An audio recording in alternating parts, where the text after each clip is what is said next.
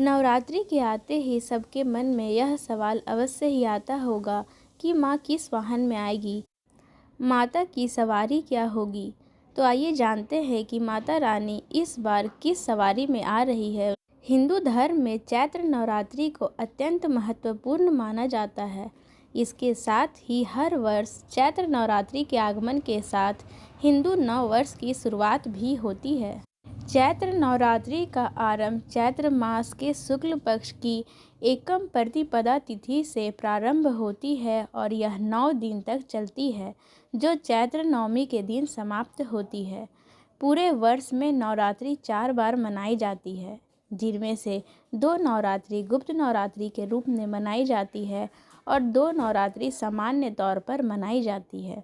सामान्य नवरात्रि पूरे देश भर में मनाई जाती है और गुप्त नवरात्रि गुप्त तरीके से मनाई जाती है।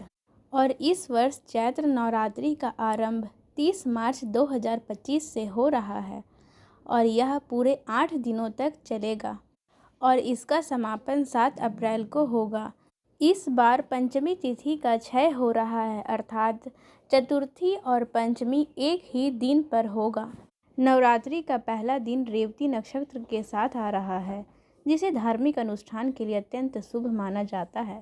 इस दिन मां भगवती की पूजा करने से ग्रह दोष समाप्त होते हैं और जीवन में सकारात्मक परिवर्तन आते हैं। नवरात्रि के दौरान मीन राशि में ग्रहों का शुभ संयोग बन रहा है।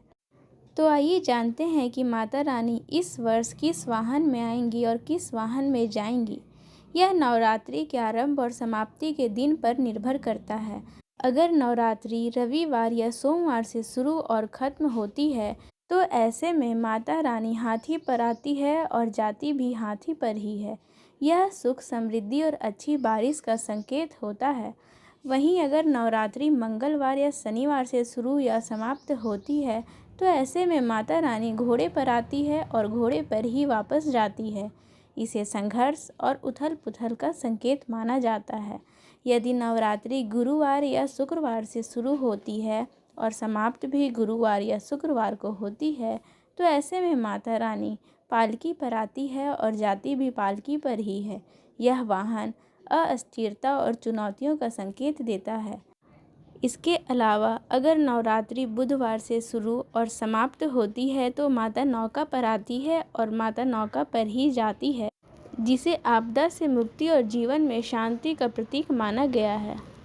और इस बार नवरात्रि की शुरुआत रविवार से हो रही है और सोमवार को समाप्त होगी, इसलिए माता रानी हाथी पर आएंगी और हाथी पर ही वापस जाएंगी। देवी भागवत पुराण के अनुसार माता दुर्गा का हाथी पर आगमन अत्यंत शुभ माना जाता है। हाथी को सुख, समृद्धि और शांति का प्रतीक माना जाता है। कहा जाता है कि जब माता हाथी पर आती है, तो देश में अच्छी बारिश होती है, जिससे फसलें बढ़िया होती हैं और धन धान्य की कोई कमी नहीं रहती है। माता का हाथी पर प्रस्थान भी शुभ माना जाता है, जिससे आर्थिक तरक्की और खुशहाली बनी रहती है। इस प्रकार हमने जाना कि माता रानी इस वर्ष हाथी पर सवार होकर आएगी, जो देश दुनिया के लिए काफ़ी शुभ संकेत माना जाता है। जय माँ दुर्गा।